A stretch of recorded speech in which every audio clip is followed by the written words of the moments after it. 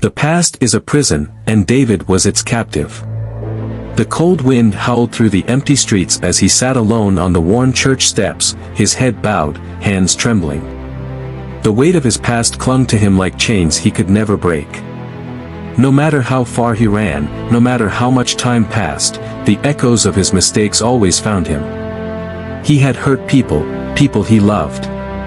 He had made choices he could never undo, spoken words he could never take back. He had walked away from God more times than he could count. And now, he was certain that he had gone too far, that redemption was a door slammed shut forever. His mind was a battlefield of memories. The night he betrayed his brother out of jealousy. The years spent drowning in guilt, trying to outrun the shame. The look in his mother's eyes when she realized who he had become, a look not of anger, but something far worse. Disappointment. David clenched his fists, his breath visible in the cold night air. He had tried to change before. He had tried to pray, to ask for forgiveness. But every time, his past whispered the same lie, "You are beyond saving." He exhaled, voice barely above a whisper. "God can't use someone like me. I've gone too far." A shuffle of footsteps broke the silence. David looked up to see an old man standing at the church doors. His face was weathered, his steps slow but steady. For a moment, he simply watched David, his eyes filled with something unexpected, not pity, not judgment, but understanding.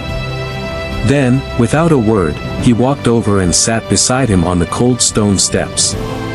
The man let the silence settle before speaking. "Son, you look like you're carrying the weight of the world." David hesitated, his throat tight.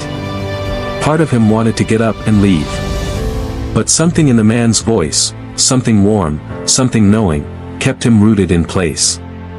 Finally, he spoke. "I've messed up too much. I don't think God wants anything to do with me." The old man smiled gently, as if he had heard these words 1,000 times before. He leaned back slightly, looking up at the night sky. "Let me tell you a story," he said. And in that moment, David had no idea that this story would change everything. David sat in silence, the wind cutting through his thin jacket. The old man's presence was steady, unshaken by the cold or the weight of David's confession. Then, with a quiet certainty, the man began to speak. "There was once a man named Saul." David glanced at him, unsure of where this was going. Saul thought he was doing the right thing, until he realized he was destroying lives. The words hit something deep inside David. Destroying lives. That was a weight he understood. The old man's voice carried the weight of experience, as if he, too, had wrestled with the chains of his past. Saul was a powerful man, the old man continued. Respected. Feared. He made it his mission to hunt down Christians, dragging them out of their homes, throwing them into prison, even approving their deaths. He was convinced he was doing God's work.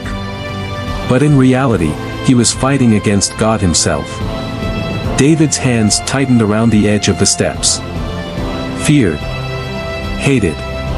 Too far gone to be redeemed. David swallowed hard.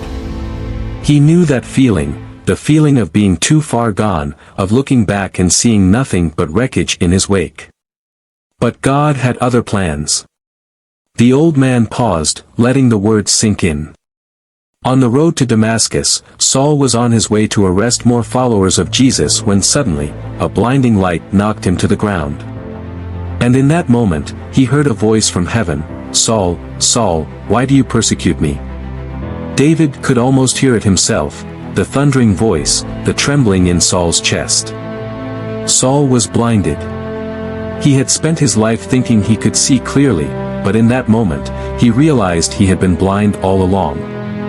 He asked, "Who are you, Lord?" And the voice answered, "I am Jesus, whom you are persecuting."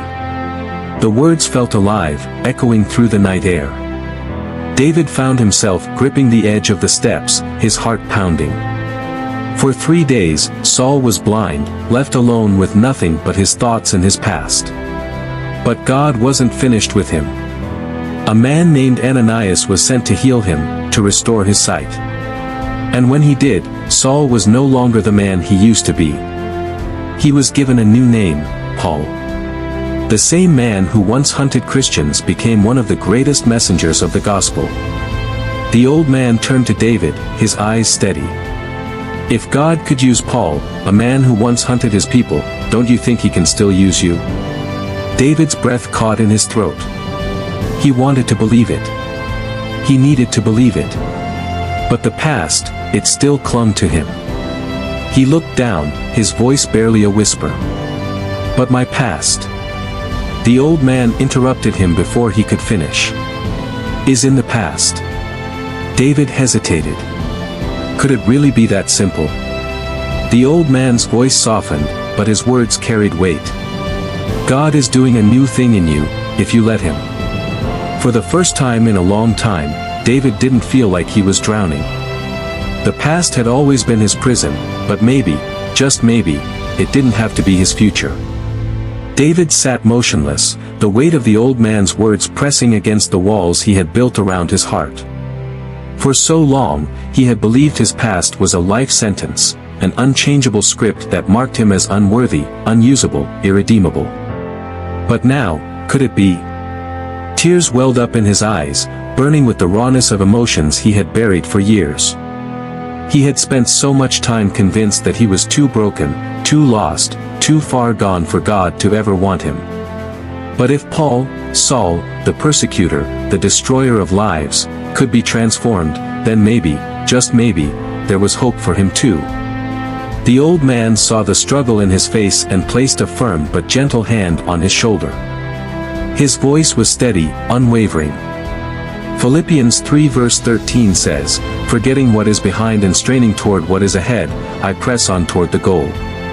David swallowed hard as the words washed over him. That means your past is not your future, David. The old man's eyes held no doubt, no hesitation. Just truth. God isn't focused on where you've been, he's focused on where you're going. David let out a shaky breath, his fingers gripping the fabric of his sleeves. For the first time in years, something stirred deep inside him. A whisper of hope.